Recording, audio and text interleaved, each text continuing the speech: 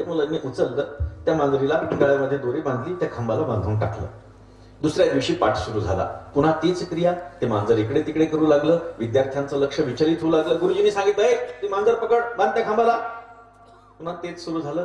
3 दिवस झाले, 4 दिवस झाले. विद्यार्थी विचार करू लागले की दरवेळी ती मांजर येते, गुरुजी आपल्याला सांगतात मांजर बांधून ठेवा, त्यापेक्षा आपणच ही मांजर बांधून ठेवावी.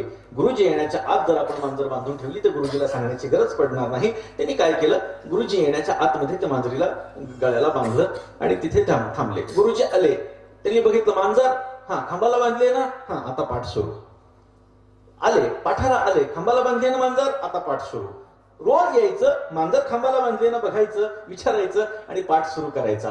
काही दिवसांनी काय झालं, ते गुरुजी निवर्तले, ते वारले, ते मेले. आता मेल्याच्या नंतर काय झालं, दुसरे गुरुजी त्यांच्या जागेवरती आले. दुसरे गुरुजी आले, त्यांनी सुद्धा तीच प्रथा ठेवली. त्यांनी बघितलं, आल्यानंतर पाठ, कारण त्यांना माहिती होतं गुरुजी आपले विचारायचे, त्यांच्या विद्यार्थ्यातलाच एक कोणीतरी गुरु झाला. त्यांनी बघितलं गुरुजी आपले काय करायचे, मांजर आहे की नाही बघायचे. आल्यानंतर त्यांनी सुद्धा तीच प्रथा सुरू केली. बघायचं, मांजर बांधलाय खांबाला, आता पाठ सुरू. मांजर बांधलाय खांबाला, आता पाठ सुरू. आता काय झालं, ती मांजर मेली. आता असं झालं, ती मांजर मेली. आता मांजर मेल्याच्या नंतर आता काय, असा प्रश्न त्या गुरुजींना पडला. त्यांनी सांगितलं, जोपर्यंत ह्या खांबाला मांजर बांधत नाही तोपर्यंत पाठ सुरू होत नसतो. विठ्ठल विठ्ठल.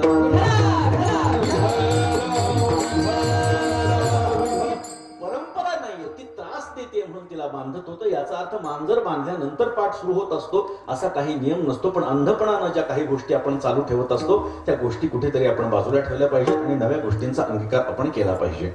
त्यामुळे महाराज ज्या पद्धतीनं समाज प्रबोधनाचं काम करतात ही एक अत्यंत विलक्षण आणि वेगळी गोष्ट आहे. मी आपल्याला सांगितलं, जी माणसं गाड्यामध्ये काहीच्या काही गाणी लावायची ती आज कीर्तन ऐकू लागली आहेत. विठ्ठल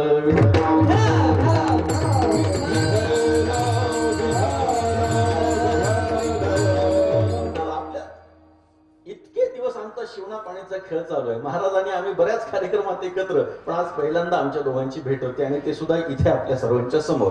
तर अशा पद्धतीनं त्यांच्या मार्गदर्शनानं त्यांच्या आई वडिलांचा पुण्यस्मरण या ठिकाणी सुरू आहे. काय असतं, एखाद्याला उपदेश करणं फार सोपं असतं. एखाद्याला उपदेश करणं सोपं असतं. आई वडिलांची सेवा करा, पण तो आपण करतो की नाही हे पाहणं गरजेचं आहे. तर महाराज त्या पद्धतीनं कार्य स्वतःच करतायत. मला असं सांगण्यात आलं की विद्यार्थी सुद्धा आपल्याकडे जवळपास 100 विद्यार्थी आपण या ठिकाणी अनाथ अशा विद्यार्थ्यांना शिक्षण देता. खूप महत्वाची बाब आहे. फक्त कीर्तन करून आज भागणार नाही, लक्षात ठेवा. वारकरी संप्रदायिक अनेक महाराज लोकांची अशी शक्ती आहे, अशी ताकद आहे की ते अशा पद्धतीचं कार्य करू शकतात. पण त्यांनी ती गोष्ट केली पाहिजे, त्याच्यामध्ये ते प्रवृत्त झाले पाहिजे. असो, आता या अभंगाचा जर आपण विचार केला तर हा अभंग एकनाथ महाराजांचा आहे आणि जवळपास तुकाराम महाराजांच्या आणि या अभंगामध्ये बऱ्यापैकी साम्य आपल्याला निदान पहिल्या चरणामध्ये तरी बघायला सापडतं. नाथ महाराज या देहाच्या बाबतीमध्ये बोलायला लागतात. वास्तविक बघता हा देह सर्व संत महात्म्यांनी त्याज्य मानलेला आहे. पण या देहाचं एक वैशिष्ट्य आहे की याची देही घडे देवाचे भजन. याच देहामध्ये फक्त देवाचं भजन घडणार आहे. दुसऱ्या कुठल्याही गोष्टी, कुठल्याही योनीमध्ये त्याचं भजन घडणार नाही. आहार निद्रा भय मैथुनींच सामान्य वेतत पशुधर्मराणाम धर्मो हि तेषाम अधिको विशेष ज्ञाने हि तेषाम अधिको विशेषो ज्ञानेन हि न पशुभिः समानः किंवा धर्मेण हि न पशुभिः समानः असे दोन्ही पण पाठ आहेत. मग आता आहार प्रत्येकाला सारखा आहे. नाथ महाराजांचं सुंदर एक चिंतन नाथ महाराजांनी असंच मांडलेलं आहे भागवतामध्ये. आहार निद्रा भय मैथुन सर्व योनीसी समसमान मनुष्य देहीचे ज्ञान अधिक जाण सर्वासी. आहार प्रत्येकाला सारखा आहे. प्रत्येकाला आहार पाहिजे, खाणं प्रत्येकाला पाहिजे. असं म्हणतात त्या नागाचा आहार काही नसतो म्हणतात, पण तो नाग वारा पितो असं म्हणतात. पण तरी सुद्धा पितो ना, काहीतरी खातो ना, तोच त्याचा आहार आहे. आहाराशिवाय कोणताही प्राणी पशु पक्षी जगू शकत नाही. निद्रा, प्रत्येकाला निद्रा अपेक्षित आहे, प्रत्येकाला झोप अपेक्षित आहे. झोप झाल्यानंतर एनर्जी प्राप्त होते म्हणून ही झोप महत्वाची आहे. प्रत्येक जीवाला झोप महत्वाची आहे. आहार निद्रा भय प्रत्येकाला कशा ना कशाचं तरी भय आहे. पण ह्या भयाचा, या संकटाचा सामना कसा करायचा हे मात्र आपल्या हातामध्ये आहे. माणसं घाबरतात. एखादी गोष्ट जर का आपल्या अंगावर आली तर माणसं घाबरतात. अशा वेळी आपलं शास्त्र काय सांगतं, आपले ऋषी मुनी काय सांगतात याच्याकडे लक्ष देणं गरजेचं आहे. काय झालं, एक दिवस एक मेंढपाळ होता आणि मेंढपाळ असा मेंढ्या चालत असताना एक छोटस पिलू त्या मेंढराचं थोडंसं रस्त्यानं बाजूला पडलं. घराकडे संध्याकाळी जात असताना ते मेंढीचं पिल्लू बाजूला पडलं आणि सगळाचा सगळा कळप त्याचा निघून गेला. ते मेंढीचं पिल्लू मॅ मॅ मॅ मॅ करत तिकडं तिकडं फिरू लागलं. त्याच्या लक्षात आलं की आपल्या कळपापासून आता आपण बाजूला झालेलो आहोत. आता अंधारामध्ये आपल्याला आपला कळप काही सापडणार नाही. मग आता काय करायचं तर रात्रभर इथे मुक्काम करायचा आणि मुक्काम झाल्यानंतर सकाळी सकाळी लवकर उठून आपण आपल्या पुन्हा कामाला लागायचं. कळप शोधायचा आणि त्या कळपापाशी जायचं. असा त्या मेंढीच्या पिलानं विचार केला. आणि आता कुठे राहायचं म्हणून इकडे तिकडे बघितलं. एक गुहा दिसली. त्या गुहेमध्ये त्या मेंढीच्या पिलानं आतमध्ये प्रवेश केला. आतमध्ये झोपू लागली. झोपू लागल्यानंतर काय झालं, बऱ्यापैकी चांगली झोप लागली. आणि पहाटे पहाटे सूर्य उदय होण्याच्या आधी तिथे एक वाघ आला. आता वाघ आल्यानंतर त्याच्या आवाजामुळे ती घाबरली. ती मेंढी घाबरली. एक वाघ आलाय, आता मी गेले. ही वाघाची गुहा आहे आणि आपण हिच्या गुहेमध्ये प्रवेश केलाय, आता आपला जीव गेला असा तिने विचार केला. पण तिला शास्त्र वचन एक माहिती होतं. त्यांना एक चाणक्याची नीती तिला माहिती होती. तावत भये शुभेतव्यम यावत भयमनागतम आगतम तु भयम दृष्ट्या प्रहर्तव्यम शंकया. तिला माहिती होतं तोपर्यंतच एखाद्या गोष्टीला घाबरायचं असतं जोपर्यंत ते संकट आपल्या डोळ्यासमोर येऊन उभं राहत नाही. एकदा का ते संकट डोळ्यासमोर येऊन उभं राहिलं की मोठ्या शक्तीनिशी त्याचा सामना करायचा असतो. हे तिने कुठेतरी ऐकलं होतं. आणि नंतर तिने विचार केला, आता आपण घाबरलो तर मेलो, त्यानंतर आता आपण काहीतरी धीटपणा दाखवला पाहिजे. वाघाचा आवाज आल्यानंतर त्या मेंढीच्या पिलानं जाड आवाजामध्ये विचारलं, कोण आहे बाहेर? असं म्हटल्याच्या नंतर वाघ विचार करू लागला, माझ्या गुहेत जाऊन कोणतरी माझ्यावर खेक असतंय, या अर्थी माझ्यापेक्षा कोणतरी शक्तिवान तिथे असलं पाहिजे. तो वाघ घाबरला. वाघ जरा थरथर कापत विचारू लागला, तू कोण आहेस? त्या मेंढीच्या पिल्लानं विचारलं, तू कोण आहेस मला सांग. वास्तविक ती मेंढीचं पिल्लू, पण तिने त्यावेळी शक्ती दाखवली, घाबरली नाही. तू कोण आहेस मला सांग. त्यांनी सांगितलं, मी वाघ आहे. तू कोण आहेस? त्या मेंढीच्या पिलानं सांगितलं, मी मेष राजा आहे म्हटलं. आता मेष राजा म्हटल्यानंतर त्याला असं वाटलं कोणीतरी राजा आहे ज्या अर्थी आपल्या गुहेमध्ये येतो, मोठ्या आवाजामध्ये आपल्यावर खेक असतोय, कोणीतरी मोठा असला पाहिजे असा त्यानं विचार केला. आणि विचार केल्याच्या नंतर तो घाबरला आणि मेष राजा म्हटल्यानंतर त्यांनी धूम ठोकली. काय झालं, तिथे त्याला एक लांडगा भेटला. अशा घाबरलेल्या वाघांना लांडगे भेटत असतात. तिथे तो लांडगा भेटला आणि लांडगा भेटल्याच्या नंतर त्यांनी विचारलं, काय झालं महाराज पळायला? त्या वाघाने सांगितलं, तू पण माझ्या बरोबर पळ. अरे मेष राजा माझ्या गुहेमध्ये येऊन बसलाय. लांडग्याच्या लक्षात आलं, मेष म्हणजे काय? मेंढी. मेष राजा, घाबरू नका म्हटले महाराज, चला माझ्या बरोबर. वाघ म्हणू लागला, वा रे वा, तिथे नेशील मला अडकून टाकशील, स्वतः पळून जाशील, ते जमणार नाही म्हटले, बिलकुल येणार नाही. त्या लांडग्यानं असं सांगितलं, महाराज तुम्हाला असं वाटतं ना मी पळून जाईल? आपल्या शेपटीची गाठ बांधू म्हटले. शेपटीची गाठ बांधू म्हणजे मी पळून जाणार नाही. वाघाला वाटलं बरोबर, काही हरकत नाही, आता आपण दोघं आहेत. बघा, दोघं जरी असले तरी शक्तीहीन आहेत, विचारहीन आहेत, त्यांची शक्ती चालणार नाही. तिथे गेल्याच्या नंतर पुन्हा ते मेंढ्याचं पिल्लू विचार करू लागलं, अरे बापरे, वाघाला पाठवलं, आता वाघ लांडग्याला घेऊन आलाय, आता आपण मेलोच. पण पुन्हा तीच गोष्ट आठवली, तावत भये शुभेतव्यम यावत भयमनागतम आगतम तु भयम दृष्ट्या प्रहर्तव्यम शंकया. आता तिनं त्या मेंढीच्या पिलानं युक्ती केली आणि त्यांनी सांगितलं, का रे लांडग्या, सकाळ होत आली, तुला रात्री मी सांगितलं होतं रात्रीचं जेवण आण आणि तू इतक्या उशिरा जेवण आणलंयस. असं म्हटल्याच्या नंतर तो वाघानं त्याने धूम ठोकली. आता मला सांगा, वाघानं धूम ठोकल्यानंतर लांडगा तिथे राहणार आहे का? विठ्ठल विठ्ठल.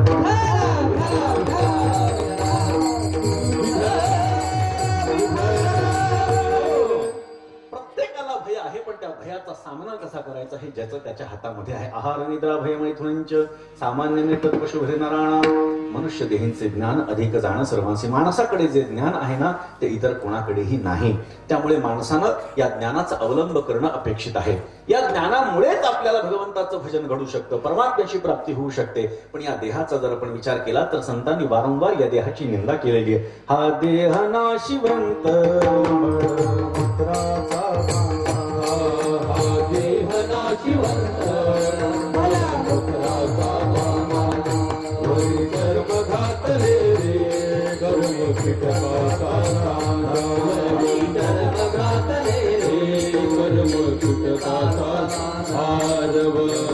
दुर्गंधी रे हा मंगळ केचा बांधा.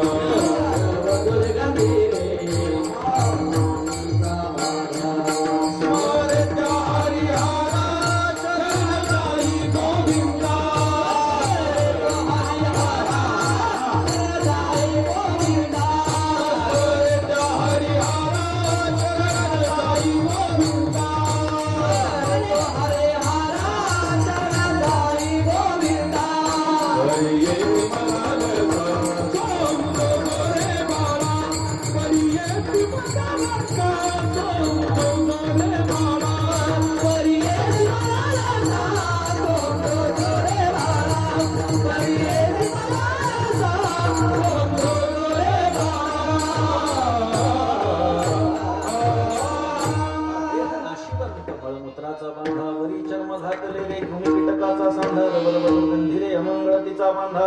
अशा पद्धतीने या देहाचं नाशिवंतत्व हे संत महात्म्यांनी सांगितलं. ज्ञानोबारायांनी मदालसीच्या रूपामधून सांगितलेलं आहे. ज्ञानोबाराय देवाशी या बाबतीमध्ये म्हणतात, कान्होबा तुझी घोंगडी चांगली रे, अमासिका दिली वांगुली रे, रक्त रेत दुर्गंधी जंतू नरक मुताने भरली रे. आमची जी घोंगडी आहे ना, आमचा जो देह आहे ना, तो रक्त रेत दुर्गंधी जंतू आणि नरक मुतानं आमचा देह भरलेला आहे. पण तुझा जर बघितला तर तुझा सर्वश्रेष्ठ आहे, असं तू आमच्यावरती अन्याय केलायस. हा अन्याय केलाय, हा भाग वादाचा भाग बाजूला सोडून द्या. भांडले ज्ञानोबाराय, हा भाग बाजूला सोडून द्या. त्याच्यामधून ज्ञानोबाराय सांगतात आमचा देह कसा आहे. या देहाच्या बाबतीमध्ये संत महात्म्यांनी वारंवार या ठिकाणी त्रासदायकता ही आपल्याला सांगितलेली आहे. पवित्रता त्या ठिकाणी अजिबातच सांगितलेली नाही. बघा, या देहाचा जन्म झाल्यानंतर सुवेर पाळावं लागतं. हा देह गेल्याच्या नंतर सुतक पाळावं लागतं. जो देह आल्यानंतरही त्रास आहे आणि गेल्यानंतरही त्रास आहे, लोकांना बाजूला बसावं लागतं, त्या देहाला पवित्र मानायचं का? याचा विचार करा. प्रत्येकाचा देह, पशुपक्ष्यांचा देह, माणसाचा देह हा 84 लक्ष योनीनंतर मनुष्याचा देह आपल्याला प्राप्त होता. आपण नेहमी ऐकत असतो, सगळे कीर्तनकार आपल्याला सांगतात 84 लक्ष योनी फिरल्यानंतर आपल्याला मनुष्याचा देहाची प्राप्ती होत असते. आता हे 84 लक्ष कुठले, त्याचं सुद्धा गणित संत महात्म्यांनी सांगितलंय. किती लाख पशुपक्ष्यामध्ये, किती लाख कशामध्ये वगैरे वगैरे सगळं सांगून ठेवलेलं आहे. आता हा जो मनुष्य देह आपल्याला प्राप्त झालेला आहे, हा मनुष्य देह प्राप्त झालेला आहे, पण संत महात्मे एकीकडे म्हणतायत की हा अपवित्र आहे, आणि इथे एकनाथ महाराज मात्र त्याला पवित्रता सांगतायत. मग असं काय त्या देहामध्ये परिवर्तन झालेलं आहे की त्या अपवित्र देहाला पवित्रता प्राप्त झाली आहे? महाराजांनी त्याचं कारण सांगितलंय अभंगाच्या पहिल्या चरणात.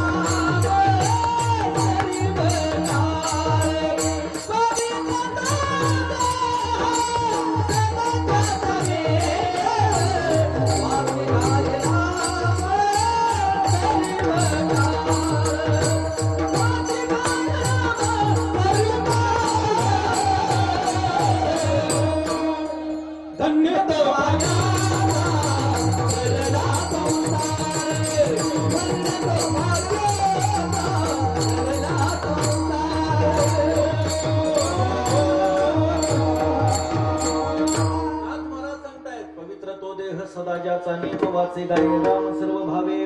तो देह पवित्र आहे जो वाचे न सदा प्रभू रामचंद्रांच्या नामाचं गायन करतो.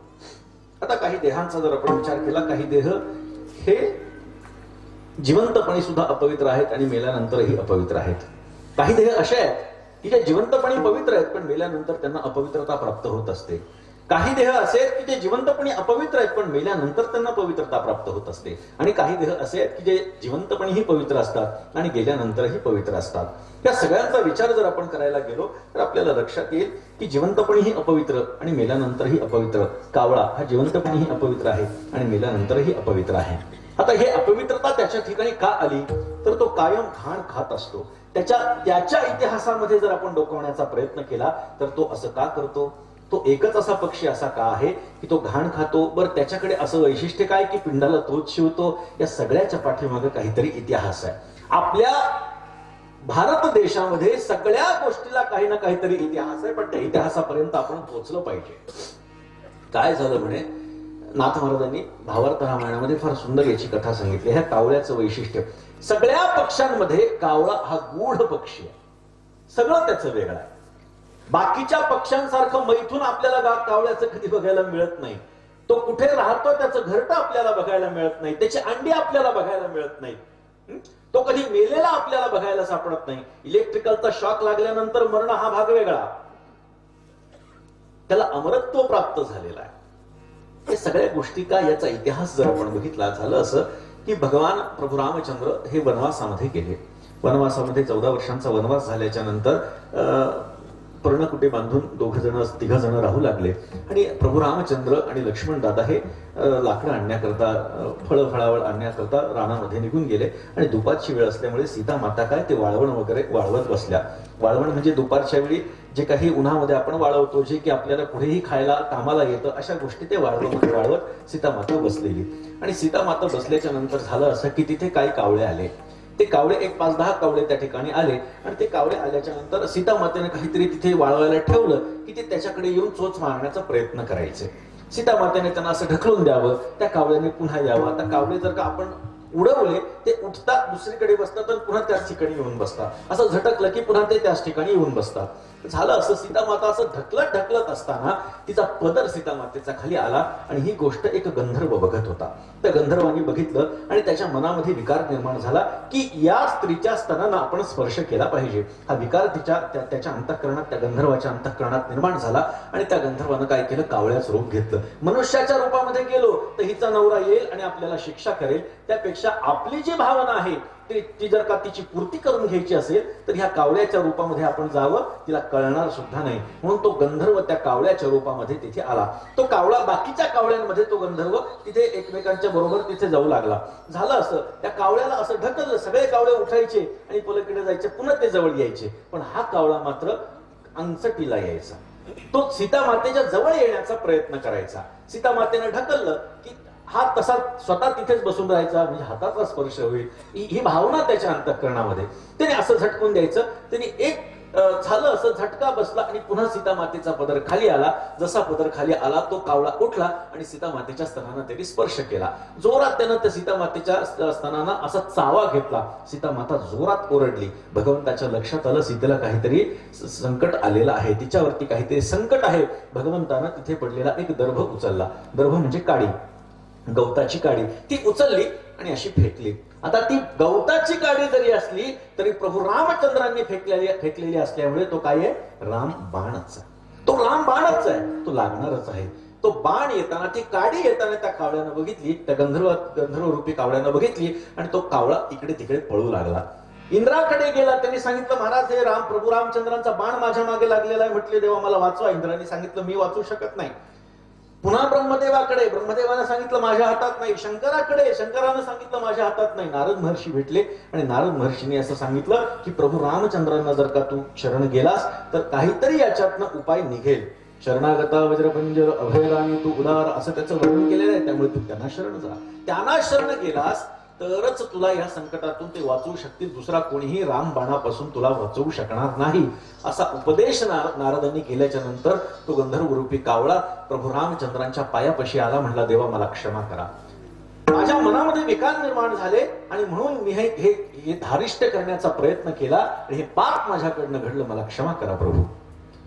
हा बाण मला लागू देऊ नका. प्रभू रामचंद्रांनी सांगितलं, हा रामबाण आहे, हा लागणारच आहे. रामबाण आपण म्हणतो हे रामबाण औषध आहे.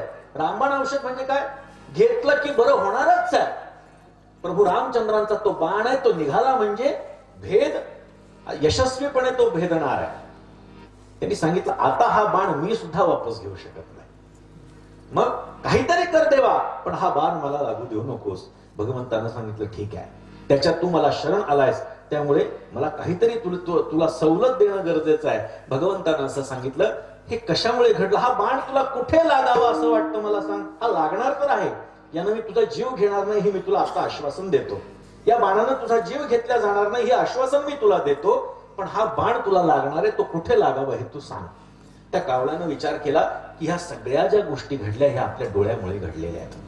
आपण जर का कुदृष्टीनं सीता मातेकडे बघितलं नसतं तर आपली ही सगळी पुढची घटना घडली नसती. त्यांनी सांगितलं, देवा माझा डोळा फोडून टाक. म्हटले, माझा डोळा फोडून टाक. भगवंताने सांगितलं ठीक आहे, तो बाण त्या कावळ्याच्या डोळ्यामध्ये घुसला.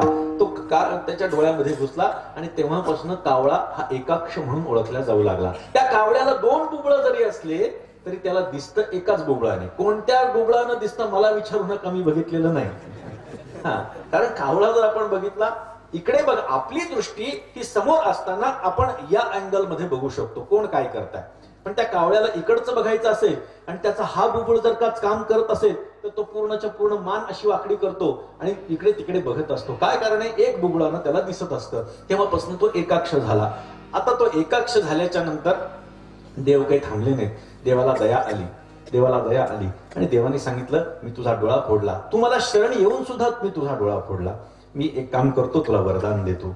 जो राहिलेला तुझा एक डोळा आहे ना, त्या राहिलेल्या डोळ्यांना मी दिव्य दृष्टी प्रदान करतो. पिंड ज्यावेळी येईल आणि त्याची पूजा होईल त्यावेळी फक्त तुला दिसेल की हा माणूस मुक्त होणार आहे की नाही. फक्त तुला दिसेल की हा माणूस मुक्त होणार आहे की नाही.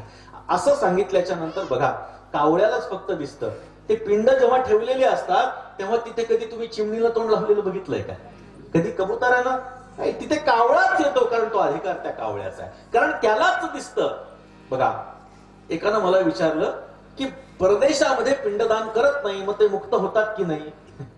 असं त्याला म्हटलं, बाबा ते म्हणतात कावळा ते तिथे शिवत नाही, मग ते मुक्त होत नाहीत का?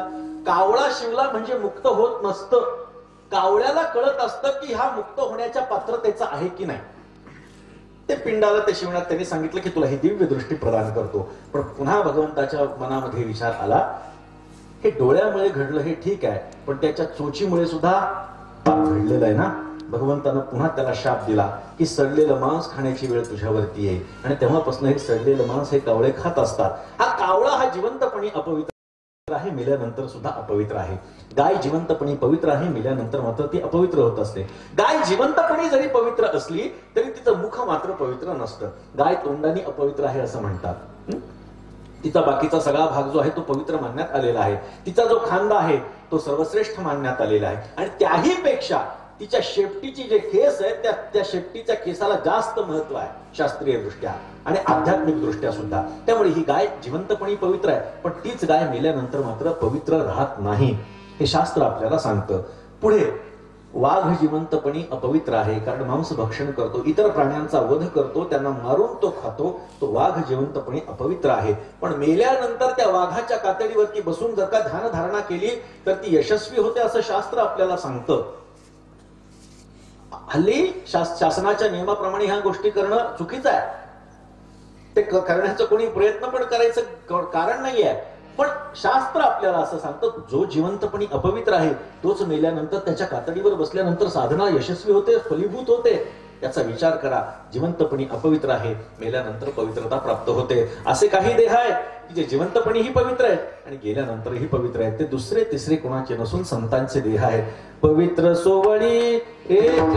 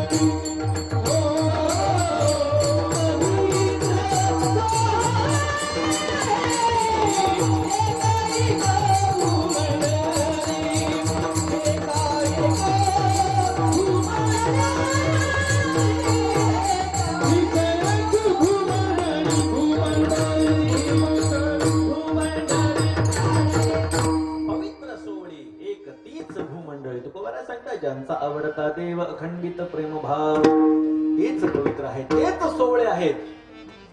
ज्यांचा अखंडित भाव भगवान श्रीकृष्णावर आहे, भगवान परमात्म्यावरती आहे, पांडुरंगावरती आहे. जिवंतपणी ही पवित्रता आणि गेल्यानंतर ही पवित्रता. देहानं जरी ते आपल्यामध्ये नसतील तरी त्यांच्या पादुकांचं आम्ही ते म्हणून दर्शन घेतो. तुकाराम महाराजांच्या पादुका, एकनाथ महाराजांच्या पादुका, ज्ञानोबारायांच्या पादुका, सगळ्या संतांच्या पादुकांचं दर्शन, त्यांच्या समाधीचं, आपण पैठणला आला असाल तर आपण एकनाथ महाराजांची समाधी बघितली असेल. एकनाथ महाराजांची समाधी म्हणजे अशी चरण आहे, नाथ महाराजांची समाधी म्हणजे चरण आहेत. त्या चरणाचं आपण दर्शन घेतो. आता त्या चरणाचं दर्शन घेतो म्हणजे फक्त त्या चरणाचं घेतो का, ते चरण ज्यांचे आहेत त्या नाथ महाराजांचं आपण दर्शन घेत असतो. याला अंगीभूत उपासना असं म्हणतात. म्हणजे आमची दृष्टी एका अंगावर आहे पण आमची बुद्धी मात्र त्या अंगीवरती आहे असं शास्त्र आपल्याला सांगतं. उदाहरण द्यायचं झालं तर काय झालं की महादेवानं आपल्या बायकोला सांगितलं, सती मातेला सांगितलं, तुझ्या वडिलांच्याकडे तू यज्ञाला जाऊ नकोस. पण नवऱ्याचं ऐकलं नाही. ती तिथे गेल्यानंतर तिला अपमान सहन झाला नाही. आपल्या नवऱ्याचा अपमान झाला, आपला अपमान झाला. तिनं तिथंच देहत्याग करून टाकला. आणि हे भगवंताला जेव्हा कळालं, महादेवाला जेव्हा कळालं, तेव्हा महादेव तिथे गेले आणि सती मातेला कडेवरती घेऊन तांडव नृत्य करू लागले. अत्यंत क्रोधाविष्ट झालेले भगवान महादेव हे तिला कडेवरती घेऊन तांडव नृत्य करू लागले. इकडे सगळी पृथ्वी हलू लागली. भगवान सगळे देव चिंतेमध्ये पडले. तेव्हा भगवान विष्णूनं आपल्या चक्राला आज्ञा केली की जोपर्यंत तिचा देह हा त्यांच्या हातातून सुटत नाही तोपर्यंत ते शांत होणार नाही. देह गेलेला आहे, आत्मा त्यातनं निघून गेलेला आहे. वास्तविक या देहाला पकडून ठेवण्याचं काही कारण नाही. भगवान महादेव एवढे देहाला चिकटून ठेवतायत ही चुकीची गोष्ट आहे. पण तरी सुद्धा चक्राला आदेश दिला आणि त्या चक्रानं त्या सती मातेच्या देहाचे 51 तुकडे केले. ते 51 तुकडे इतस्ततः सगळीकडे पडले. ती देवीची 51 शक्तीपीठ ठरली. कुठेतरी देवीचं नाक पडलं, कुठेतरी डोळे पडले, कुठेतरी कान पडले, कुठेतरी हात पडले, कुठेतरी पाय पडले. आता जिथे जिथे तिचं नाक पडलं ती झाली नासिकेश्वरी. जिथे तिचा कान पडला ती झाली कर्णेश्वरी, दक्षिण कर्णेश्वरी, वाम कर्णेश्वरी.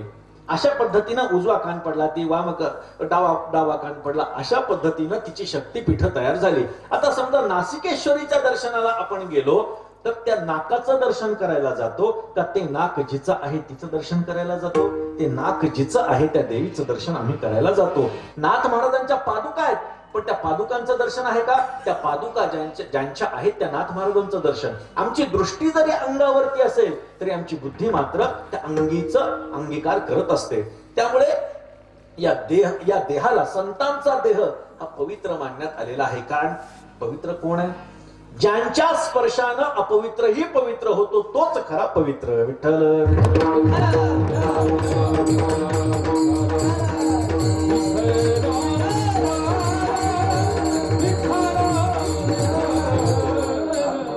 पवित्र तो देह सदा ज्याचा नेम वाचे गाये राम सर्व भावे तोच देह पवित्र आहे.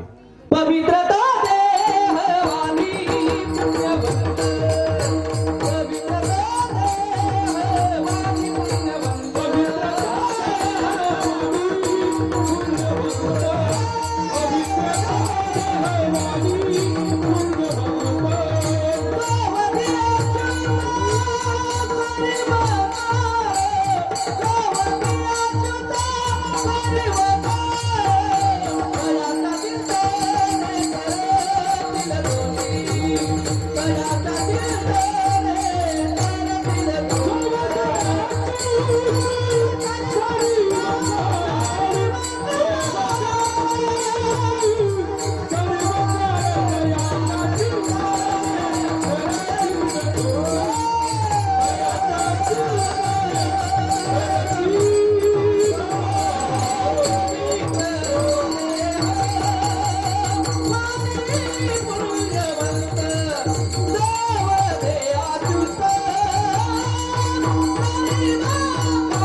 पुण्यवंत, पवित्र तो देह वाणी पुण्यवंत, पवित्र तुकाराम महाराजांचे आणि एकनाथ महाराजांचे अनेक अभंग सारखे आहेत. अनेक अभंग सारखे आहेत. काय कारण आहे? आजच्या भाषेमध्ये लोकांना वाटेल हे कॉपी पेस्ट आहे की काय. याला कॉपी पेस्ट म्हणता येणार नाही. यांना विचारांची एकता म्हणता येईल. काही पाठ केली संतांची उत्तरे, हे जे तुकोबाराय सांगतात ती संतांची उत्तर म्हणजे काय? काय पाठ केलं? सर्वात जास्त प्रेम तुकोबारायांचं हे एकनाथ महाराजांच्या वाङ्मयावरती होतं, हे लक्षात घ्या. आपण त्यांच्या लिखाणावरती एकनाथ महाराजांच्या लिखाणाचा पडलेला प्रभाव जर बघितला तर आपल्याला लक्षात येईल असे कित्येक अभंग आहेत. त्या दोघांच्या कालखंडामध्ये जास्त भेद नव्हता. 50 वर्षांचा कालखंड. एकनाथ महाराज आधी आणि एकनाथ महाराजांच्या नंतर तुकाराम महाराज 50 वर्षानंतर झाले. असे अनेक अभंग आहेत की ज्यामध्ये आपल्याला साम्यता बघायला सापडेल. ही विचारांची एकता आहे. पवित्र तो देह वाणी पुण्यवंत जो वदे अच्युत सर्व काळ. कितीतरी असे अभंग आहेत. पांडुरंगा करू प्रथम नमन, दुसरे चरण संतांची आहे तुकाराम महाराज म्हणतात. एकनाथ महाराजांनी सांगितलंय दत्तात्रया करू प्रथम नमन, द्वितीय चरण सद्गुरूंचे. काय ही विचारांची एकता आहे. त्यामुळे तुकाराम महाराज सांगतायत ते नाथ महाराजांनी सांगितलेलं आहे. पवित्र तो देह सदा ज्याचा नेम, सदा आणि ज्याचा नेम. काही कर्म जे असतात ते नित्य कर्म असतात, काही कर्म ही नैमित्तिक असतात. कर्माचा एक मोठा सिद्धांत आपल्या शास्त्रामध्ये फार महत्वाचा आहे. आपल्याला जे सुख आणि दुःख प्राप्त होत असतं त्याच्या पाठीमागे आपण केलेली कर्म असतात. एखादी गोष्ट जर घडायचीच असेल तर ती घडल्याशिवाय राहणार नाही, आणि घडायची नसेल कितीही प्रयत्न केला तरी ती होणार नाही, हे मात्र निश्चित आहे.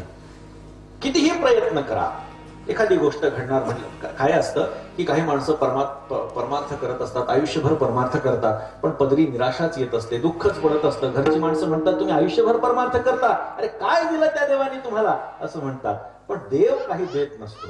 ही सगळी आपल्या कर्माची फलं असतात. जसं आपण मागच्या जन्मामध्ये केलेलं असतं. केले कर्म झाले ते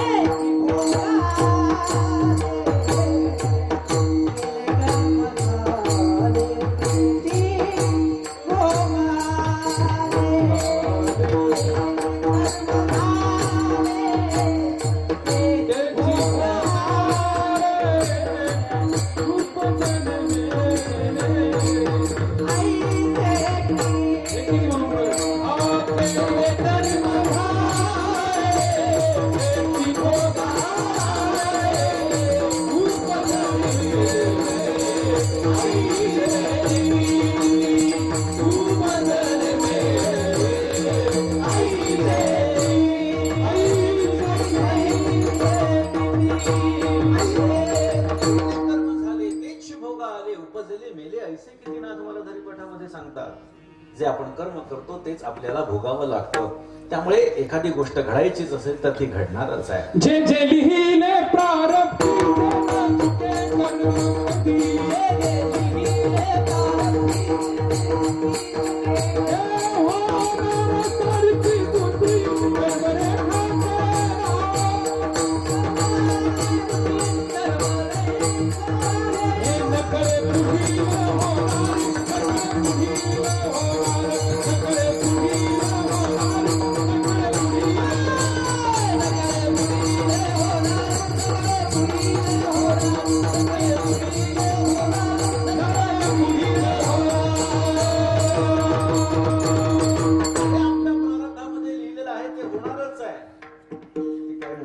रेषा बघतात, हात बघून भविष्य सांगत असतात. आता त्याच्यातले सगळेच काही हुशार असतात, तज्ञ असतात असं नाही. काही त्यांना एक ठराविक एक ठोकताळा असतो, आणि पण ते लोकांना कळत नसतं. सामान्य लोकांना, भावड्या लोकांना ते फसवत असतात.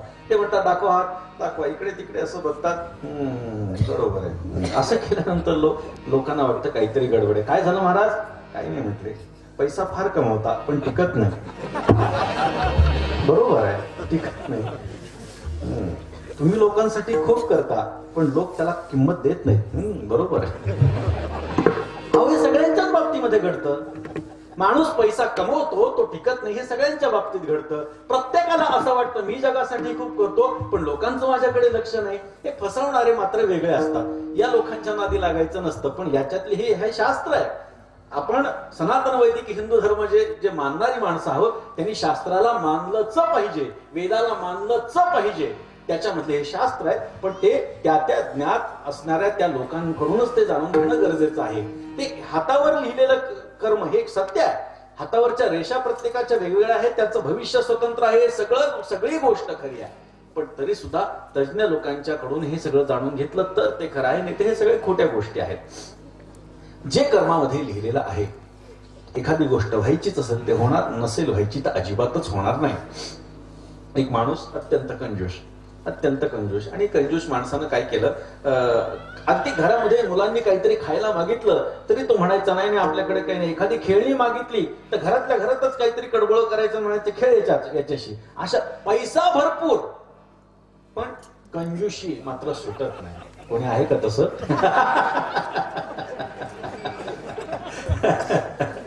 अत्यंत कंजूस माणूस. आता तो कंजूस माणूस काय असतं, ही माणसाकडे पैसा खूप आहे. हल्ली लोकांकडे पैसा खूप आहे पण हातातनं पैसा सुटत नाही. चांगल्या कर्माला सुटत नाही. वाईट गोष्टींवर ते हजारो रुपये उधळेल पण चांगल्या गोष्टीला तो माणूस काही देणार नाही. पण हा माणूस हा जरा यांच्यापेक्षाही विलक्षण होता.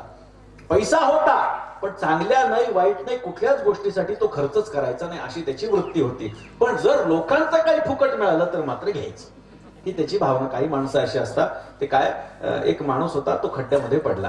कंजूष माणूस खड्ड्यामध्ये पडला. खड्ड्यामध्ये पडल्याच्या नंतर आता कोणी म्हणू लागलं मला वाचवा, मला वर काढा असा आवाज देऊ लागला. जाणारा येणारा माणूस म्हणू लागला अरे शेठजी तुम्ही पडलात, द्या तुमचा हात द्या, मी वर तुम्हाला काढतो. हात द्या म्हणलं की हा माणूस हात मागे घ्यायचा. अरे म्हणायचं काय माणूस आहे, मी याला काढायला जातोय खड्ड्यात आणि हात मागे घेतं. जाऊ म्हटले मूर्ख आहे. दुसरा माणूस मला वाचवा, वर काढा. कोणीतरी आवाज दिला अरे शेठजी तुम्ही द्या हात द्या, मी वर तुम्हाला काढतो. शेठजी हात द्या म्हणले की हात मागे. एक माणूस म्हणत होता, एक बघत होता. म्हणले काय माणूस आहे, स्वतः म्हणतो मला खड्ड्यात वर काढा. माणसं हात द्यायला तयार आहेत, हात मागायला तयार आहेत, ते हात देत नाही. त्यांनी सांगितलं त्यांना हात द्या म्हणू नका, हात घ्या म्हणा म्हणजे ते घेतील. अशी पण काही माणसं. अशा प्रकारचा तो कंजूष. त्यानं विचारत रस्त्यानं चालला आणि रस्त्यानं जात असताना एक खजुराचं झाड त्याला भेटलं. खजुराचं झाड दिसलं. फुकटच्या फाकट खजूर खायला मिळतील ह्या आशेनं आजूबाजूला मालक कोणी दिसत नाहीये. भरभर भरभर भरभर त्या खजुराच्या झाडावरती चढला. खजुराचं झाड तुम्ही बघितलं असेल, नारळाच्या झाडासारखं ते असतं. अगदी नारळाचं झाडच, फक्त त्याला खजूर येतात आणि नारळाच्या झाडाला नारळ येतात. एवढाच दोघांमध्ये फरक आहे. तर त्या खजुराच्या झाडावरती तो चढला. खजुराच्या आशेनं चढला. पोटभर खजूर खाऊ म्हणजे घरी जाऊन जेवण्याचे कष्ट नको म्हटले, तेवढा खर्च आपला वाचेल असं म्हणून त्या झाडावर चढला. वरच्या वर त्यांनी सगळे खजूर खाल्ले.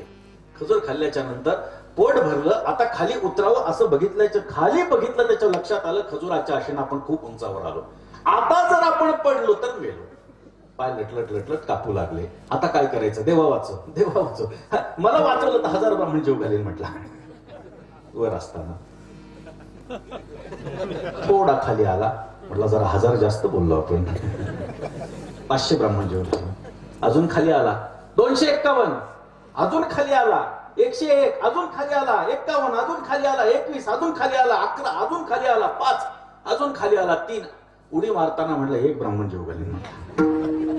वर 1000 ब्राह्मण सांगितले, खाली उडी मारताना सांगितलं 1 ब्राह्मण जेव घालीन. आता हा 1 ब्राह्मण जेव घालीन म्हटल्याच्या नंतर त्याला पुन्हा प्रश्न पडला की 1 ब्राह्मण जेव घालायचा. त्याला प्रश्न पडला 1 ब्राह्मण लोकांचे पोट मोठे असतात, जास्त खातात ते, त्याच्यापेक्षा आपण असं करू, आता ब्राह्मण तर आपल्या मुखात निघून गेलाय, ब्राह्मणांना तर आपण जेव घालूच, पण त्याच्यातला एखादा लुकडा सुकडा ब्राह्मण बघू म्हणजे तो कमी खाईल.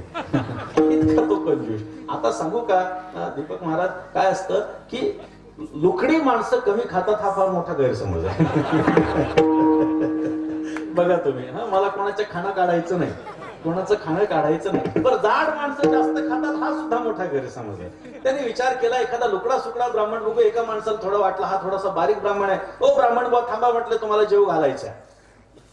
त्या ब्राह्मणाला वाटलं पुण्य फळले बहुता दिवसा, भाग्य उदयाचा ठसा, याच्याकडे जेवायला. अरे बापरे म्हटला, चालेल चालेल चालेल म्हटला, चला म्हणू लागला. एवढ्यात त्याला एक दुसरा ब्राह्मण त्याच्यापेक्षा बारीक भेटला. त्याने सांगितलं तुम्ही चला म्हटलं, तुमचं काही काम नाही. त्या दुसऱ्या बारीक ब्राह्मणाला त्यांनी बोलवलं, म्हटला भूदेव आमच्याकडे जेवायला या. त्यांनी सुद्धा तोच विचार केला, अरे हा जेव घालतोय, चला म्हटले काही हरकत नाही, पण लवाडाचं आमंत्रण जेवल्याशिवाय खरं नसतं असं म्हणतात. काय करायचं, बरोबर चालायचं. तुम्ही चला म्हटले, मी असं घरी जाणार नाही, तुम्ही चला तुमच्या बायकोला सांगा मग जेवण करीन म्हटला. ठीक आहे आला. आल्याच्या नंतर बायकोला सांगितलं दुकानात निघालोय, ब्राह्मण बोना काहीही कमी पडू द्यायचं नाही, जे म्हणतील ते खाऊ घालेत. हा विचार केला हा ब्राह्मण खाणार काय, काही कमी पडू द्यायचं नाही म्हटलं ब्राह्मण बोना. असं म्हटल्यानंतर ठीक आहे, ती आज्ञाधारक हो महाराज काय हरकत नाही. दुकानदार निघून गेला. तो कंजूस माणूस निघून गेल्याच्या नंतर त्या ब्राह्मणाला त्यांनी विचारलं, महाराज जेवायला काय करू. त्यांनी सांगितलं 5 पक्वान्न करा म्हटले, 10 केले तर अति उत्तम म्हटले. आता ती नवऱ्यानं सांगितलेलं की काही कमी पडू द्यायचं नाही, 10 पक्वान्न केले बाबा तिने. 10 पक्वान्न केले, ताट वाढू लागली, समोर आणून ठेवू लागली. त्याने सांगितलं थांबा, देवाला नैवेद्य दाखवा. देवाला नैवेद्य दाखवला. पुन्हा ताट उचलू लागली, थांबा, देवाची दक्षिणा ठेवा. किती? 10,000 ठेवा. तिने आपली 10,000 आणले, तिथे 10,000 ती दक्षिणा ठेवली. 10,000 दक्षिणा ठेवल्याच्या नंतर पुन्हा तो ब्राह्मण आता जेवायला बसला. जेवण झालं, त्या बाईनं भांड वगैरे दिलं, हात वगैरे धुतले. तिला असं वाटलं ब्राह्मण आता उठतील, मग उठतील. ब्राह्मण उठायला तयार नाही. तिने सांगितलं महाराज झालं असेल तर उठा, हात धुवा. तिने सांगितलं नाही, ब्राह्मणाचं जेवण हे दक्षिणेशिवाय पूर्ण नसतं म्हटलं. मग दक्षिणा ठेवा. किती? 10,000 ठेवा. किती झाले? मोजा. 20,000 झाले.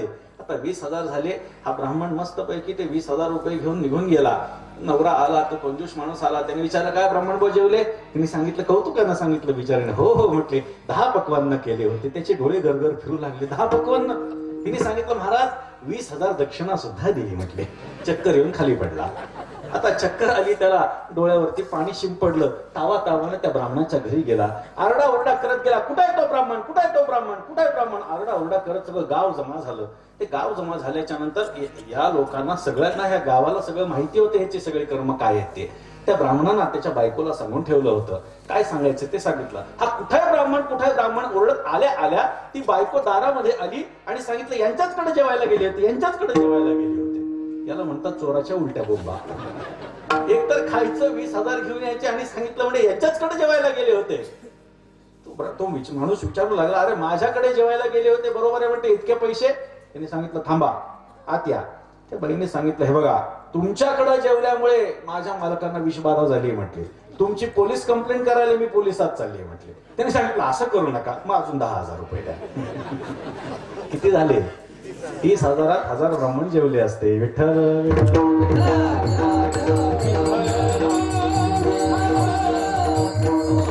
जे काही घडायचं ते होणारच आहे, ते आपण टाळू शकत नाही. त्यामुळे केले कर्म झाले, तुमची भोग आले. माणसाने त्याचं कर्म चांगलं केलं पाहिजे. जे आपलं चांगलं कर्म आहे त्याची शुभफलं आपल्याला प्राप्त होत असतं. जे वाईट कर्म आहे त्याचं दुःख आपल्या पदरामध्ये येत असतं. सुवर्णदाने कांती निर्मळू नामदेवरायांचा अभंग आहे. सुवर्णदान केलं तर सुवर्ण प्राप्त होत असतो असं म्हणतात.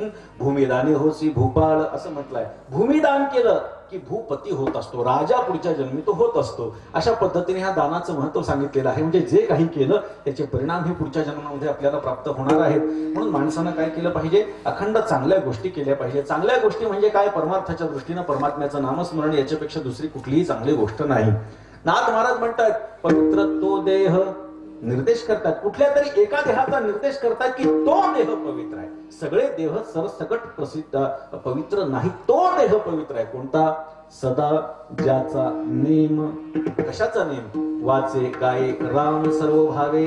मुखानं जो परमात्म्याच्या प्रभू रामचंद्रांच्या नामाचं गायन करतो, परमात्म्याचं नाम हे आपण मुखानं गायलं पाहिजे. त्याचं फल काय आहे? शास्त्रकार आपल्याला सांगतात. नामनोस्ती यावती शक्ती पाप निर्हरणे हरे हे न तावत कर्तुम शक्नोती पातकम पातकी जनाः. पापी मनुष्य आपल्या उभ्या आयुष्यात जेवढं पाप करू शकत नाही तेवढं पाप घालवण्याची ताकद परमात्म्याच्या एका नामामध्ये आहे. एवढं ते परमात्म्याचं नाम मोठं. पुण्याची गणना कोण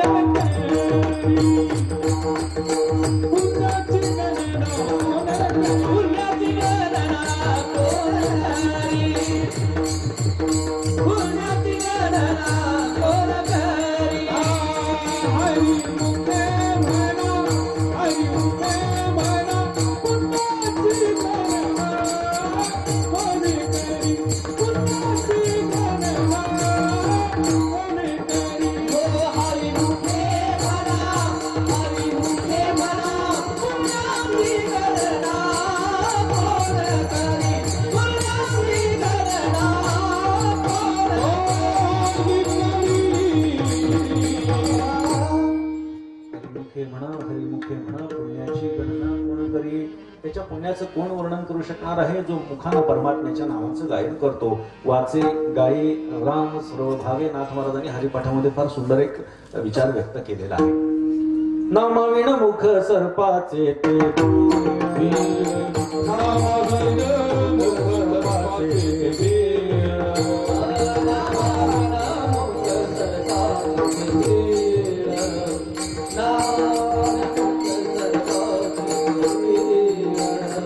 Hare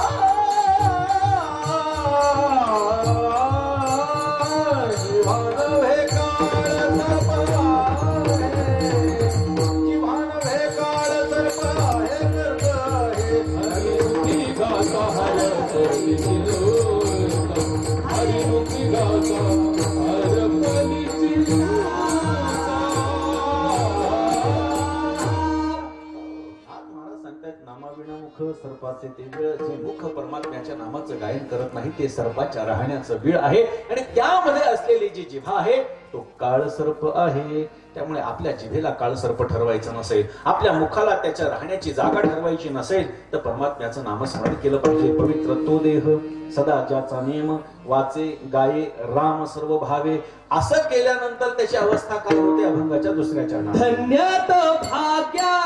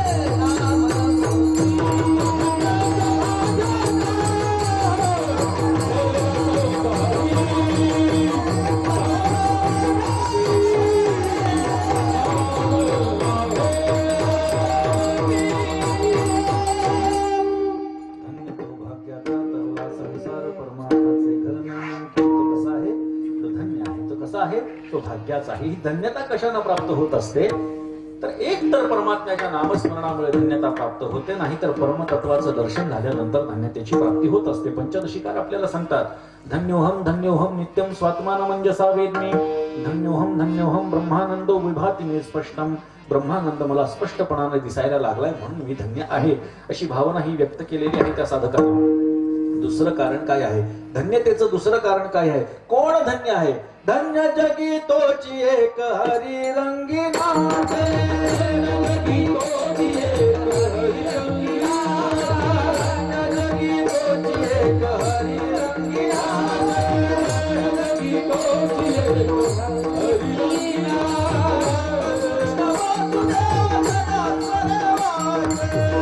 कृष्ण वासुदेव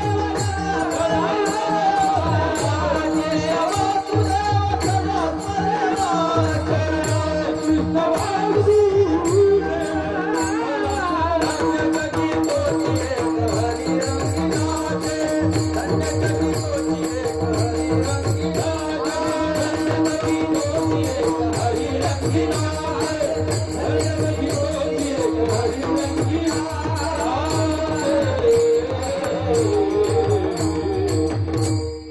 जगामध्ये धन्य आहे नाथ महाराज सांगता जो हरी रंगामध्ये नाचतो.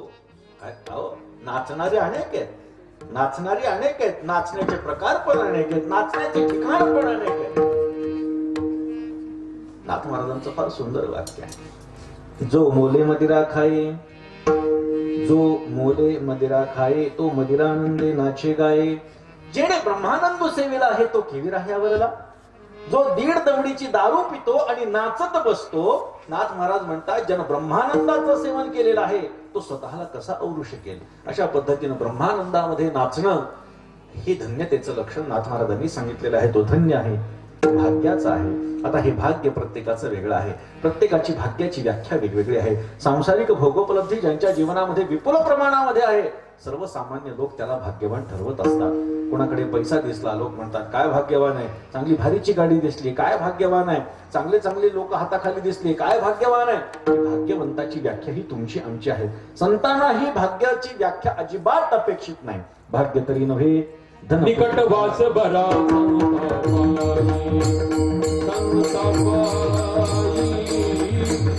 वास बरा निकट वास बरा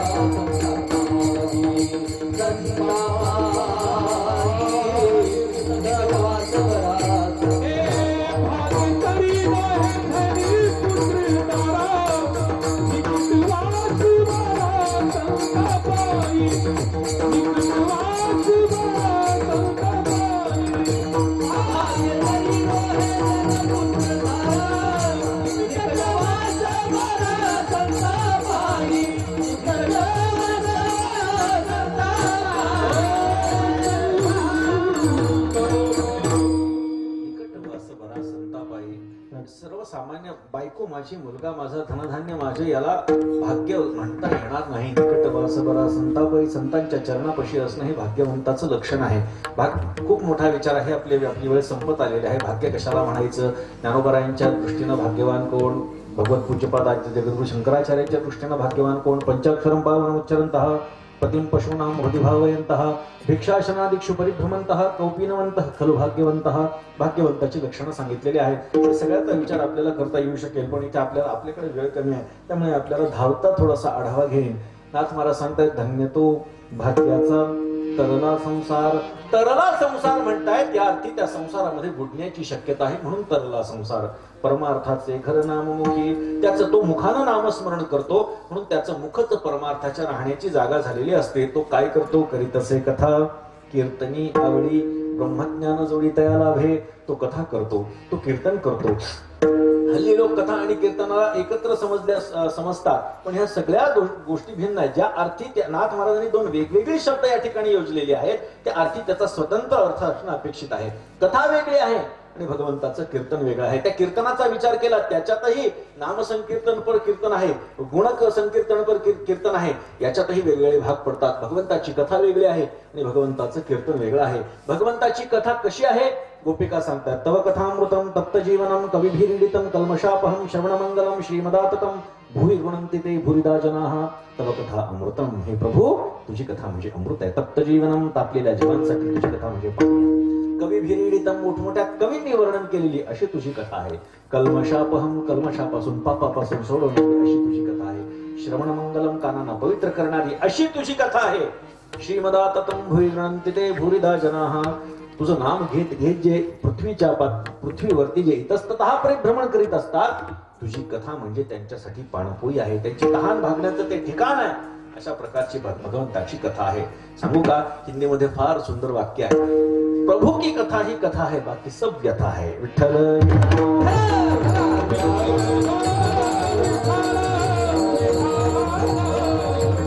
अशी भगवंताची कथा आहे. ती कथाही तो करतो, तो कीर्तनही करतो. कीर्तन म्हणजे काय? कीर्तनाची मर्यादा नाथ महाराजांनी सांगितलेली आहे. कीर्तन म्हणजे काय? सगुण चरित्रे परम पवित्रे सादर वर्णावी, सज्जन वृंदे मनोभावे आधिवंदावी, संत संगे अंतरंगे नाम बोलावे, कीर्तन रंगे देवा सन्निध सुखे डोलावे, भक्ती ज्ञाना विरहित इतरा गोष्टी न कराव्या, प्रेम भरे वैराग्याच्या युक्ती विवराव्या, जेणे करुणी अंतरी मूर्ती ठसावी श्रीहरीची, ऐसी कीर्तन मर्यादा आहे संतांच्या घरची. अशी कीर्तन मर्यादा संतांच्या घरची नाथ महाराज सांगतात. अशा प्रकारचं कीर्तन, अशा प्रकारची कथा तो करतो. त्यांना काय प्राप्त होतं? ब्रह्मज्ञान जोडी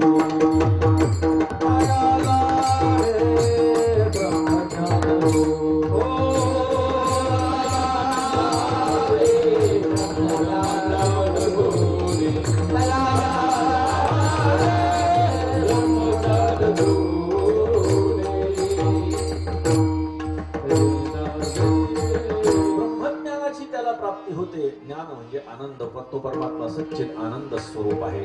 त्या ज्ञानाची त्याला प्राप्ती होते, त्या आनंदाची त्याला प्राप्ती होते. आता ह्या आनंदाची प्राप्ती होते म्हणजे काय? सुख होणं वेगळं आणि आनंद होणं वेगळं. शास्त्रामध्ये फार छोट्या छोट्या गोष्टी आहेत. सुख वेगळं आहे आणि आनंदही वेगळा आहे. सुखाच्या विरुद्धार्थी शब्द काय आहे? दुःख. सुखाच्या विरुद्धार्थी शब्द दुःख आहे. पण या पृथ्वीच्या पातळीवरती, त्या तळावरती आनंदाला विरुद्धार्थी शब्दच नाही. कारण की आनंद म्हणजे परमात्मा आहे आणि परमात्म्याच्या साधर्म्यानं कोणी नाही, परमात्म्यासारखा कोणी नाही, त्याच्या विरोधामध्ये कोणी नाही. त्यामुळे आनंद या शब्दाला न विरुद्धार्थी शब्द आहे न समानार्थी शब्द आहे. तो आनंद त्याला प्राप्त होतो, ते ज्ञान त्याला प्राप्त होतं. हा आनंद काय? हे ज्ञान काय? ब्रह्मज्ञान प्राप्त होणं म्हणजे काय? ब्रह्मज्ञानाची प्राप्ती होणं म्हणजे काय? तर आपल्याला ब्रह्मानंदाची प्राप्ती होणं म्हणजे काय हे समजून घेण्यासाठी आपल्याला आनंद म्हणजे काय हे पाहावं लागेल. आनंद आपण म्हणतो, हा तुम्ही आमच्याकडे आलात, आम्हाला फार आनंद वाटला. बरं, की आनंद याला आनंद म्हणता येणार नाही. आनंदाची व्याख्या शास्त्रकारांनी सांगितलेली आहे. तैत्तरीय उपनिषद आपल्याला सांगतं, युवात्सात साधू साधू युवाध्यायकः अशिष्ठो दृढिष्ठो बलिष्ठः तस्येयं पृथ्वी सर्ववित्तस्य पूर्णस्यात् स एको मानुषानंदः. ते शास्त्रकार आपल्याला सांगतात. श्रुती माता आपल्याला सांगते. श्रुती माता सांगते, युवास्यात एखादा युवक असावा, साधू वृत्तीचा असावा, साधू युवाध्यायका अध्ययनामध्ये तो रत असावा, अशिष्ठो तो आशा संपन्न असावा, दृढिष्ठो त्या साधनेवरती तो दृढ असावा, बलिष्ठ ते साधन करण्याची शक्ती त्याच्या ठिकाणी असावी. तस्य पृथ्वी सर्व वित्तस्य पूर्णस्यात् स एको मानुषानंदः.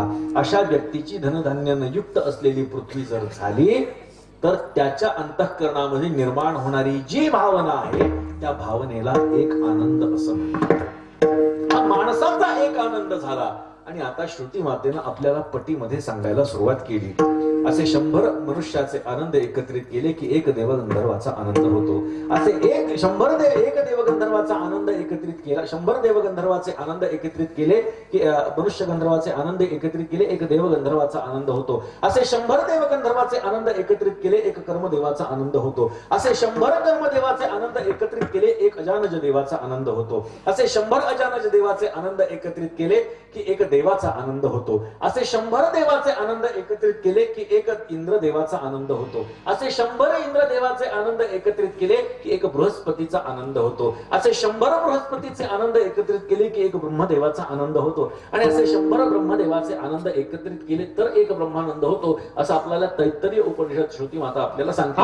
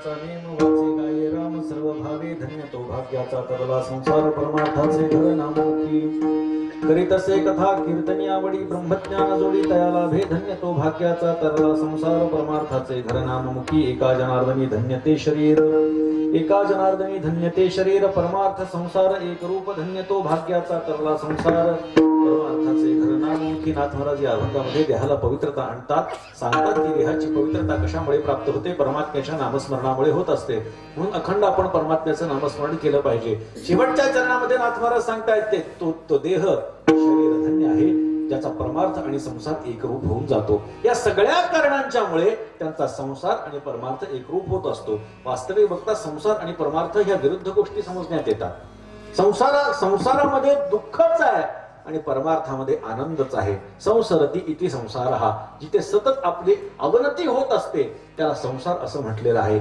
आणि परमार्थामध्ये कायम प्रगती होणं अपेक्षित आहे त्यामुळे परमार्थामध्ये आनंद आहे संसारामध्ये दुःख आहे सुख आणि दुःख हे एका केंद्रात कसं येऊ शकतं ते येऊ शकतं जर का आपल्या अंतःकरणाची वृत्ती परमतत्वाच्या चरणापाशी स्थिर असेल भगवंताच्या चरणाच्या ठिकाणी जर का आपली चित्तवृत्ती स्थिर असेल तर संसार आणि परमार्थ एक रूप होऊ शकतो एकनाथ महाराजांच्या जीवनाचं उदाहरण घ्या नाथ महाराजांना आदर्श एक व्यक्तिमत्व एक गृहस्थाश्रमी माणूस म्हणून त्यांच्याकडे बघा नाथ महाराजांनी संसार आणि परमार्थ दोन्ही सफल करून दाखवलाय आमच्या पैठणला काय असतं की हे संत महात्म्यांच्यावर काही लोकगीत रचलेले असतात त्या लोकगीतांमध्ये हे वर्णन आलंय साधिला कैसा एकनाथानी संसार परमार्थ दोन्ही असं त्या बायकांची जी भजनं असतात त्याच्यामध्ये आहे नाथ महाराजांनी कशा पद्धतीनं तो संसार आणि परमार्थ एकरूप करून दाखवला याचं वर्णन करणारी ती कवनं आपल्याला बघायला सापडतात एकनाथ महाराजांच्या बाबतीमध्ये अशी एकही गोष्ट आपल्याला बघायला मिळणार नाही की संसारामध्ये त्यांचं नवरा बायकोचं भांडण झालं वितुष्ट झालं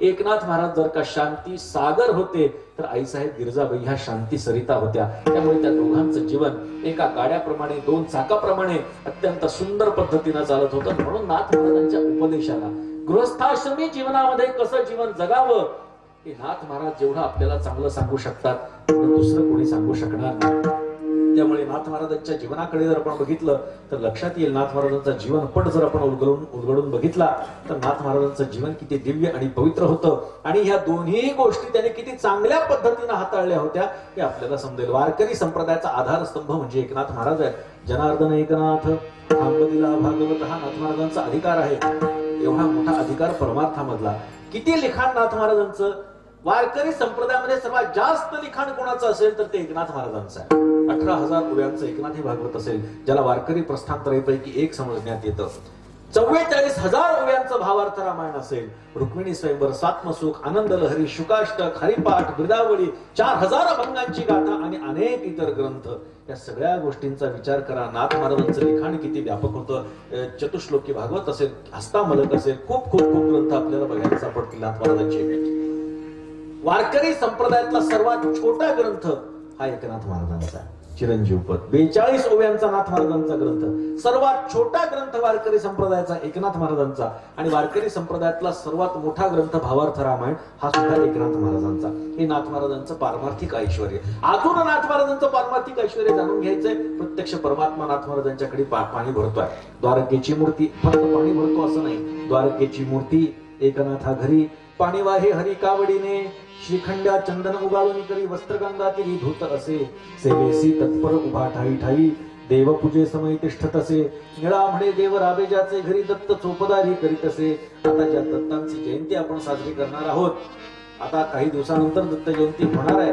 ते दत्त प्रभू नाथ महाराजांच्या गुरूंचेही गुरु पण ते दत्त प्रभू नाथ महाराजांच्याकडे काय सेवा करतात दत्त चोपदारी करीत असे नाथ महाराजांच्या दारामध्ये चोपदाराची काठी घेऊन प्रत्यक्ष दत्त प्रभू उभे राहत होते हा अधिकार एकनाथ महाराजांचा पारमार्थिक त्यामुळे ना जेथे लक्ष्मी सहित शोभे नारायण ज्या सुखा करणे देववेडावला वैकुंठ सांडवी संत सदनी राहिला धन्य धन्य ते वैष्णव सदन जेथे लक्ष्मी सहित शोभे नारायण अत्यंत हीच गोष्ट बघा आपण जर का लक्ष्मीची उपासना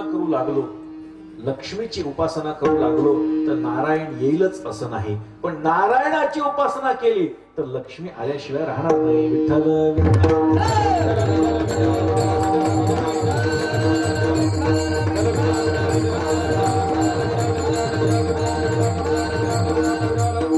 संसारामध्ये येणारे चढ उतार हे एकनाथ महाराजांना माहिती होते संसार सुद्धा नाथ महाराजांचा खूप मोठा होता. किती श्रीमंती नाथ महाराजांची.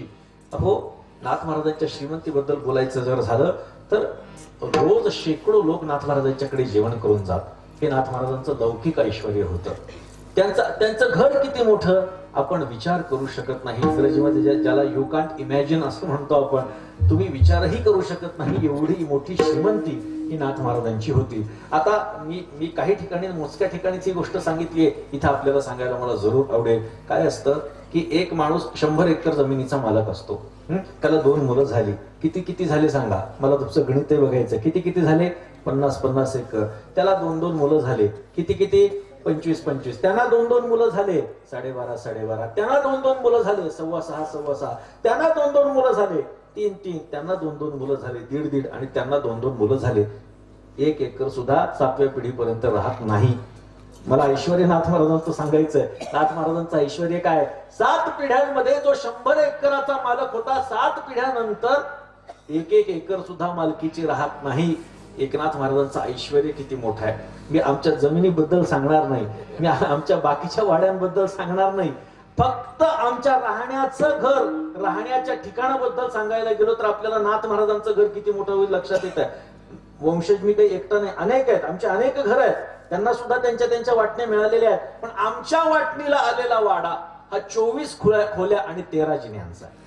14 पिढ्यानंतर आमच्या वाटेला आलेला वाडा हा 24 खोल्या आणि 13 जिन्यांचा आहे. आम्हाला आमचं मोठेपण सांगायचं नाही, आमचं एवढं तर नाथ महाराजांचं केवढं, हे मला विचार आपल्या समोर मांडायचा आहे. तर हे ऐश्वर्य नाथ महाराजांचं. निजाम सरकार खालसा होण्यापर्यंत एकनाथ महाराज संस्थान हे महाराष्ट्रातलं सर्वात श्रीमंत देवस्थान होतं.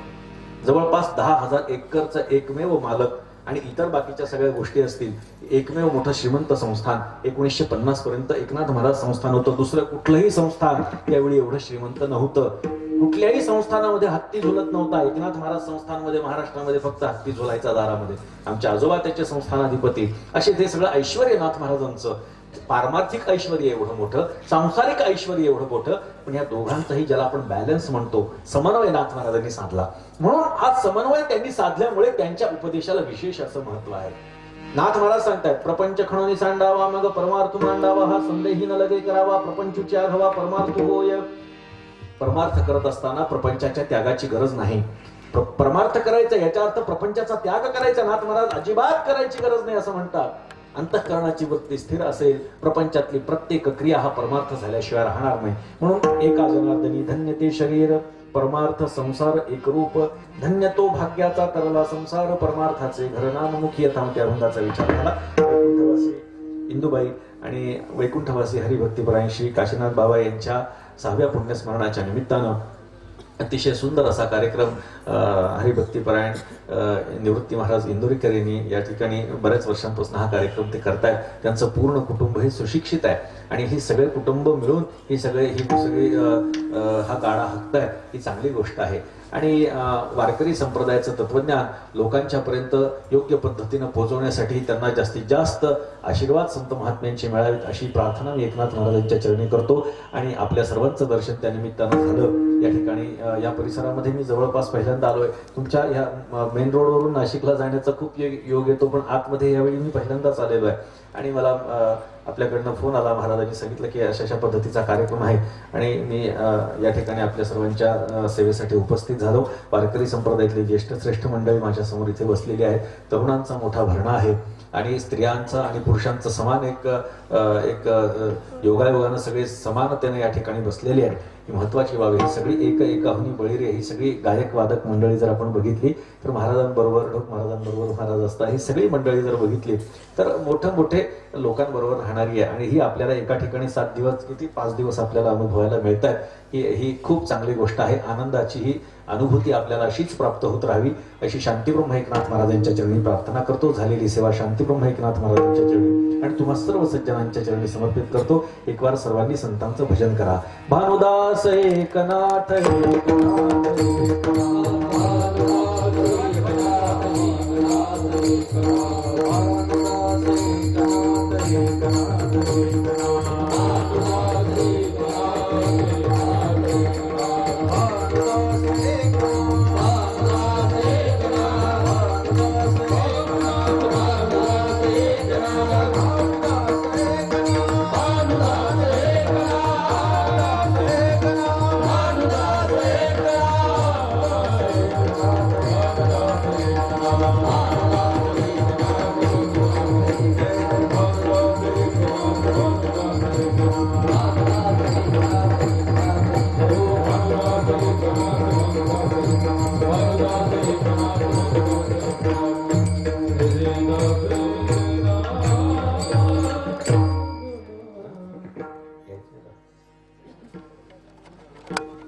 आहे